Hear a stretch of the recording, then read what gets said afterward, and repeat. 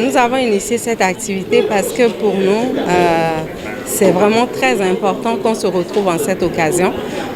Quand on parle de journée de la liberté de la presse, ça revêt une importance très capitale pour le professionnel de médias, pour l'acteur des médias.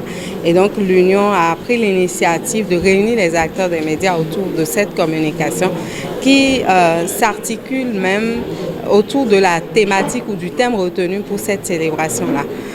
Parce que c'est vrai, nous sommes des spécialistes de l'information, nous traitons l'information, mais c'est aussi bon pour nous d'être informés, de nous retrouver autour des sujets qui ont rapport à notre profession.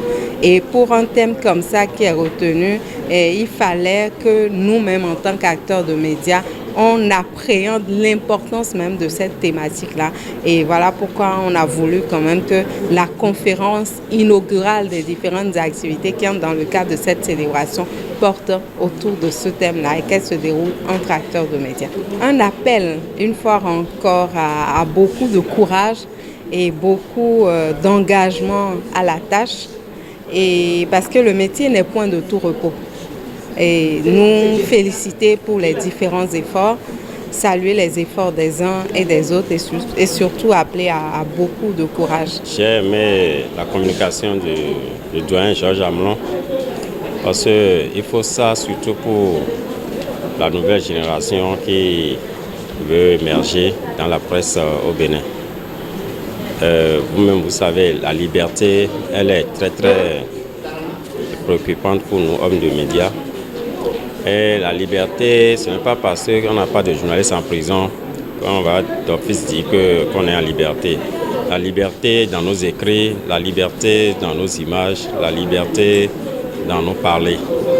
Donc c'est tout ça là qui doit nous amener à prendre conscience à partir de ce matin, à voir tout ce que le doyen a dit. C'est-à-dire il faut vraiment prendre des risques et il n'y a pas de risque zéro.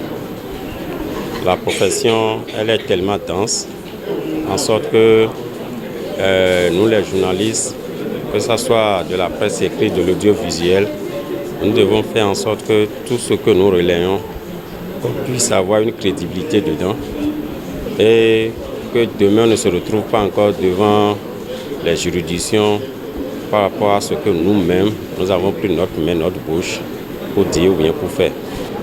La liberté d'abord, c'est pour tout le monde. Et avant de parler de la liberté d'expression, il faut partir de la liberté de presse. Et dans la liberté de presse découle alors donc l'expression. Et tout le monde doit s'exprimer. On peut s'exprimer de mille et une manières. Je suis un commerçant, je dois m'exprimer, je dois faire mon lobbying pour gagner ma clientèle. Je suis médecin. Lorsque le malade vient me voir, je dois savoir ce que je vais dire pour le convaincre. Je suis un journaliste, je dois savoir ce que je vais dire. Mais en parlant en tant que journaliste, je dois porter des gants. Porter des gants, c'est quoi? C'est faire des efforts pour aller à la source de l'information, faire un bon traitement et être sûr de la véracité de ce que je suis en train de dire. Si je ne suis pas sûr, ce n'est pas la peine que j'informe. Les cas de presse sont en bonne voie. Je ne suis pas la personne indiquée, mais je vous dis que le processus a tellement évolué que sous peu vous aurez vos cartes. La délivrance des cartes de presse n'a rien à voir avec les réformes en cours. Soyez zen, vous aurez vos cartes et les réformes vont continuer et chacun prendra sa résolution.